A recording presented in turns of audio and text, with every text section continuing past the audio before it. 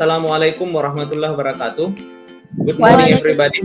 Waalaikumsalam warahmatullahi wabarakatuh. Mengawali pembelajaran kita hari ini, doa kita mulai dengan membaca Al-Fatihah. Anak-anakku sekalian, today don't forget to fill up your attendance list ya. Jadi jangan lupa mengisi daftar hadir yang saya sudah kirim di Google Classroom. Silahkan diklik hadir di sana untuk kita pembelajaran kita dan supaya saya bisa melihat siapa-siapa yang tidak hadir hari ini. Pertama-tama hari ini kita akan belajar tentang offering help, tapi saya ingin menunjukkan sebuah video dulu tentang offering help. Do you need some help, Mrs. Green? Yes, please, Jane. How can I help? Will you take me to the toilet, please? Of course. Do you want to go now? Chair first. Of the chair first. Sure. Your arm, Give me and your I'll help you arm up. and I'll help you up. That's right. That's right. Thank you. Thank you. Can you stand up, Can you please? stand up, please? There you are. There you are. Can you take me to the Can you toilet, take me to the please? toilet, please? Yes. We'll go Yes. now. We'll Do you go want now. to go to the Do you dining want to room go to the afterwards? dining room afterwards? No, I won't go to the dining I room won't go today. to the dining I room don't today. feel like. I don't feel like eating. All right. But All right. it's very hot But today. it's very You should hot have a today. drink. You should have a drink. Yes, it is very. Yes, it is I'll very have a hot. glass of juice I'll in have a my room glass of later. juice in my room later. Dine. Good idea. Videonya tentang offering help. Sekarang saya mau tampilkan sebelum kita masuk ke materi ya. Saya mau tampilkan dulu PPT saya. Sudah tampil di sana? Mohon dicek dulu. Tampil Pak. Tampil Pak. Sudah ya? Saya ingin dulu kabarnya hari ini atau mana perasaannya hari ini. Bahagia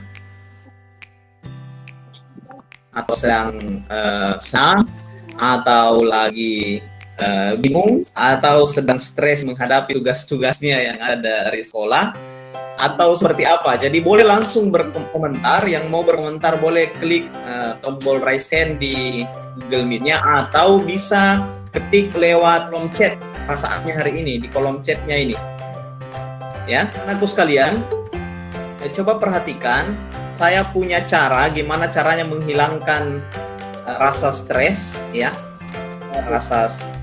Perasaan tidak tenang, kemudian bisa membuat kita bisa fokus kembali ke pelajaran kita. Ini tekniknya namanya teknik stop. Jadi ini memulihkan kesadaran kita, mohon perhatiannya. Memulihkan kembali, memfokuskan kita kembali ke pelajaran kita. Kemudian ketika kita merasa sedih atau tidak khawatir atau merasa stres, dengan cara ini kita bisa aplikasikan setiap saat ketika kita punya kesempatan. Nah, caranya yang pertama, jadi namanya teknik stop ya. Stop itu kalau dalam bahasa Inggris berhenti. Tapi stop ini stand for four words. Jadi dia bisa berarti S-nya ini berarti stop, kemudian T-nya berarti take a deep breath, kemudian O-nya observe, lalu P-nya proceed. Nah, kita langsung akan praktekkan sebentar ya gimana caranya. Nah, ini akan melatih, teknik ini melatih sosial emosional kita dalam belajar atau dalam bekerja atau beraktivitas. Jadi ketika kita tidak fokus lalu mengaktifkan kembali mindfulness kita dengan teknik stop, itu akan kembali merefresh otak kita. Nah, kita coba yang pertama. Di sini di S-nya ini berarti, ini artinya temporary stop whatever business in life and bring our attention to the present moments, here and now. Jadi semua aktivitas, semua kegiatan kita tinggalkan semua, lupakan semua dulu. Kita fokus ke yang sekarang, ya. Teknik stop ini kita fokus ke yang sekarang. Stop, berhenti semua dari segala aktivitas. Duduk, jadi duduk itu tegak, kemudian letakkan tangannya di atas paha. Take a deep breath itu artinya menarik nafas dengan dalam. Ya, mungkin ini sekitar 3-4 detik kita tarik. Rasakan hangatnya rasakan segarnya udara yang kita hirup ke dalam. Ya, sekitar 4-5 detik. Ada perubahan ya. Minimal bisa konsentrasi kembali ya. Iya Pak. Nah, Kita sekarang masuk ke materi kita anak-anakku sekalian. Jadi materi kita tentang offering help and services. Offering help ini adalah menawarkan bantuannya kepada orang lain atau melayani melalui jasa orang lain ketika mereka membutuhkan. Nah, di video ini tadi anak-anak sekalian, kita tadi melihat percakapan antara seorang dewasa yang bercakap dengan orang yang lebih tua atau orang tua. Nah, dia menawarkan bantuan. Kira ditawarkan adalah menawarkan ibu-ibu tadi yang tua itu menawarkan untuk diantar ke toilet. Jadi papa tuh karena orang tua ini minta tolong untuk dibawa ke kamar kecil. Setelah itu juga ditawarkan minum oleh si ibu tadi. Yang ada tujuan pembelajaran kita hari ini adalah siswa dapat memahami contoh interaksi interpersonal terkait penawaran jasa dan bantuan. Kemudian yang kedua, tujuan pembelajaran kita adalah siswa dapat mengidentifikasi fungsi sosial apa fungsi sosial dari terkait penawaran jasa dan bantuan, kemudian struktur teksnya bagaimana, dan unsur kebahasan teks interaksi interpersonal terkait penawaran jasa dan bantuan. Nah, penawaran jasa dan bantuan ini kalau dalam bahasa Inggrisnya we call it offering help and services. Nah, contoh-contoh ungkapannya sebentar kita perhatikan, kita lihat dulu apa pengertian dari offering help and services. Nah, ada dua jenis offering. Yang pertama adalah formal offers and informal offers. Nah, offering help yang bisa digunakan. Jadi apapun itu bisa digunakan. Ini yang memperkaya bahasa kita sehingga kita bisa lebih terlihat lebih lihai berbahasa Inggris, lebih mampu berbahasa Inggris. Nah, bagaimana cara accepting help services-nya? Cara menerima bantuan, ya tentu dengan kata berterima kasih, ya mengucapkan terima kasih. Apapun itu baik dalam aktivitas kita sehari-hari, ketika kita dibantu oleh orang lain karena ini terkait bantuan kita. Ketika kita dibantu oleh orang lain, ya kita wajib mengucapkan terima kasih ya dengan kata, kalau dalam bentuk formalnya that would be great, thank you so much. Nah, ini kata-kata berterima kasih ini sangat penting artinya karena dalam pembelajaran sosial emosional anak-anakku sekalian, terima kasih ini, mengucapkan terima kasih ini sangat penting. Ya, coba misalnya kita akan buat dialog ya, tentang offering help. Ya mungkin ada beberapa yang sudah buat video dialognya ya. Sebentar kita review bersama. Nah, di situ kalian misalnya mengucapkan terima kasih kepada orang yang membantu itu adalah pembiasaan karakter, ya membangun karakter yang lebih etis, yang sopan kepada orang lain dan pandai berterima kasih. Itu saya kira sangat baik kita praktekkan untuk kehidupan kita ke depannya.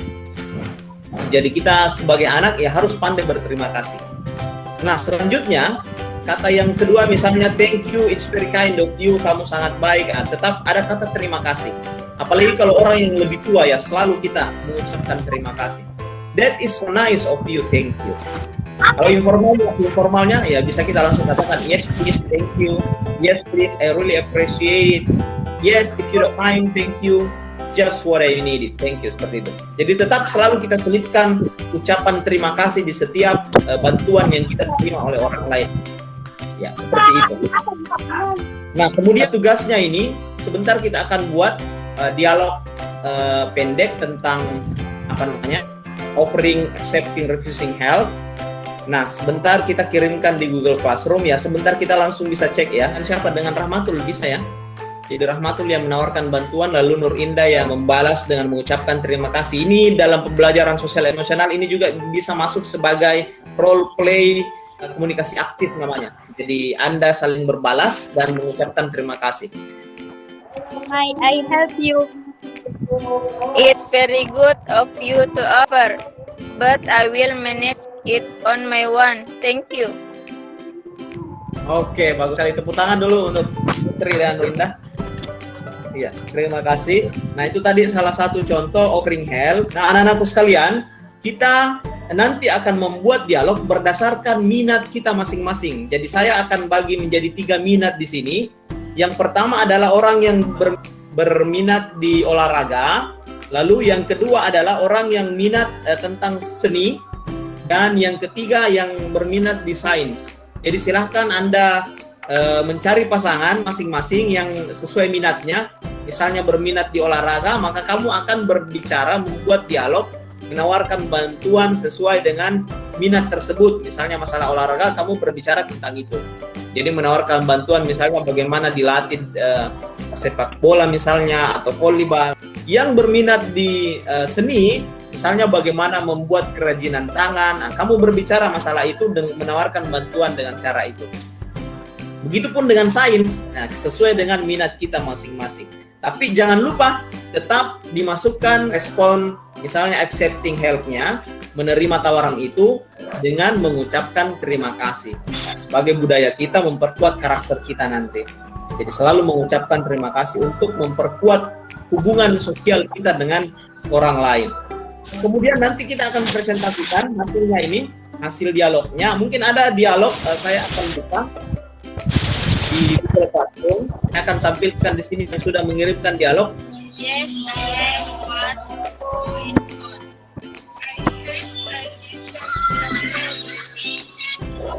What is that?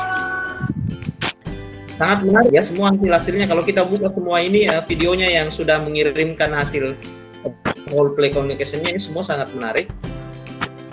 Assalamualaikum warahmatullahi wabarakatuh. My name is Putri Sartika Syahrir. Hi Dewi, and good afternoon. I'm Putri. Where have you been? I just finished flying writing. How about you? We are from Badminton Field. Oh, you both like badminton, right? Yes, badminton is my hobby. I like it so much. What's your hobby? It's good. Writing is my hobby. I feel fun and healthy reading. How about you, Lisa? What's your hobby? Playing badminton, right? Ya, itu tadi berdasarkan minatnya ya. Jadi sudah masuk tadi bercakap tentang olahraga yang disukai. Jadi dia bercakap tentang badminton dan saling menawarkan bantuan ya tentang itu. Kembali ke refleksi dulu ya. Saya ingin tanya kembali yang tadi sudah memberikan refleksi bahan dari kita, apa yang perlu diperbaiki dari pembelajaran kita hari ini, apa yang sudah menarik, yang mesti harus dilanjutkan oleh saya gitu supaya pembelajaran kita menarik ke depannya. Utamanya tadi yang teknik-teknik tadi ya, teknik stop misalnya, cara membuat kita fresh kembali, kemudian cara mengucapkan terima kasih ketika ada bantuan dari orang lain dan seterusnya. Apa saja yang bisa diambil pelajaran, dipetik dari pembelajaran kita? Ini guru yang harus dicontoh, memberi pelajaran yang mudah dan tidak menyusahkan murid-muridnya. Memberikan materi yang penting saja dan selalu memberi pelajaran. Dia selalu menjelaskan terlebih dahulu sebelum memberikan tugas. Sekian dan terima kasih. Ya, di mana tadi refleksinya mengenai teknik stop dengan teknik terima kasih dan role play communication-nya? Baik Pak, tidak terlalu stres. Ya, jadi merasa bebannya kembali fresh ya, kembali berkurang. Ya, merasa berkurang. Apalagi? Lebih konsentrasi belajar. Iya, tepat sekali. Jadi bisa kembali berkonsentrasi yang tadinya tidak fokus. Jadi ini teknik stop ini bisa diaplikasikan di tempat lain kapanpun, meskipun bukan pembelajaran bahasa Inggris atau misalnya ada pekerjaan tidak fokus, bisa lagi digunakan lagi kembali. Ya baik. Terima kasih anak-anakku sekalian. Jadi semoga pembelajaran kita hari ini dapat bermanfaat buat kita dan kedepannya saya akan perbaiki khususnya tadi di role play-nya ya. Harusnya tadi seandainya jaringan lebih bagus mungkin saya bisa perbaiki dan tampilkan lebih banyak video-video lagi yang kalian kirimkan supaya kita bisa banyak belajar juga dari teman yang dibuat. Jadi tugas teman kita bisa lihat bersama juga semua. Kira cukup hari ini. Terima kasih atas perhatiannya semua. Semoga tetap sehat selalu, tetapkan prokes ya. Jaga jarak, menggunakan masker, dan rajin mencuci tangan. Terima kasih anak-anakku sekalian. Stay safe always. Thanks for your kind attention. Assalamualaikum warahmatullahi wabarakatuh. Waalaikumsalam warahmatullahi wabarakatuh. Ada refleksi pembelajaran saya pada aksi nyata modul 2.1 dan 2.2, pembelajaran berdiferensiasi dan pembelajaran sosial emosional. Tentu pembelajaran sosial emosional ini bagi saya sangat penting dan merasa sangat beruntung sekaligus senang dapat mengaplikasikan langsung di dalam kelas bahasa Inggris saya, serta dapat mengaitkannya dengan materi yang saya ajarkan atau dapat terintegrasi dengan materi ini. Meskipun memang tidak mudah untuk mempersiapkan dan menyesuaikan teknik-teknik pembelajaran sosial emosional yang tentu dapat diintegrasi dalam materi pembelajaran, tapi aksi nyata pembelajaran sosial emosional ini terdapat beberapa keterbatasan yang seperti keaktifan siswa yang masih terkendala dengan jaringan yang memang masih kurang, masih terbatas, dan juga dalam sesi penjelasan teknik-teknik pembelajaran sosial emosional ini saya merasa memang masih perlu diperjelas lagi kepada murid-murid agar mereka dapat menangkap dan juga dapat mengaplikasikan teknik ini dengan mudah baik dalam proses pembelajaran maupun di luar proses pembelajaran. Dengan mempelajari sosial emosional ini atau pembelajaran sosial emosional ini, saya jadi lebih mengenali dan memahami bagaimana seharusnya mengelola emosi dan membangun hubungan sosial dengan murid-murid, dengan rekan-rekan guru, dan tentu dalam mempelajari modul PSE ini atau pembelajaran sosial emosional ini, kita dapat lebih paham bagaimana mengelola emosi, bagaimana penanganan masalahnya, serta langkah apa saja yang harus diambil. Selain itu, pembelajaran sosial emosional ini tentu juga dapat melatih diri kita sebagai seorang guru untuk dapat lebih lihai, lebih baik dalam memanage diri kita, dan juga kepada murid-murid tentu hubungan kita dengan mereka, dengan rekan-rekan guru tentu akan lebih harmonis, lebih baik, dan akan menciptakan kondisi atau atmosfer pembelajaran yang lebih menarik, lebih atraktif, dan tentu akan sangat menyenangkan buat murid-murid. Adapun refleksi pembelajaran saya mulai dari pembuatan rencana proses pembelajaran atau pembuatan RPP, si konten pembelajaran yang berdiferensiasi, kemudian harus ada diferensiasi proses, diferensiasi konten, dan diferensiasi produk. Nah, dalam RPP saya ini yang saya jadikan sebagai aksi nyata, saya memilih diferensiasi konten dan diferensiasi produk, di mana murid-murid membuat dialog. Jadi mereka menggunakan teknik role play komunikasi aktif sebagai teknik pembelajaran sosial emosional. Saya juga mengaplikasikan teknik stop sebagai salah satu teknik pembelajaran sosial emosional yang menurut siswa mereka lebih mudah berkonsentrasi kembali, dan menurut mereka beban-beban yang mereka miliki seperti tugas-tugas yang begitu berat itu biasanya mereka lebih fresh kembali karena menggunakan teknik stop yang saya sempat berikan di awal pembelajaran. Nah, guru-guru hebat Nusantara, refleksi saya ini tentu memang saya harus melakukan perbaikan lagi, memperbaiki lagi apa yang harus lebih disempurnakan dalam aksi nyata pembelajaran ini, dan tentu saya berharap saya bisa mengaplikasikan teknik-teknik ini, pembelajaran berdiferensiasi, pembelajaran sosial emosional di kelas-kelas saya ke depannya.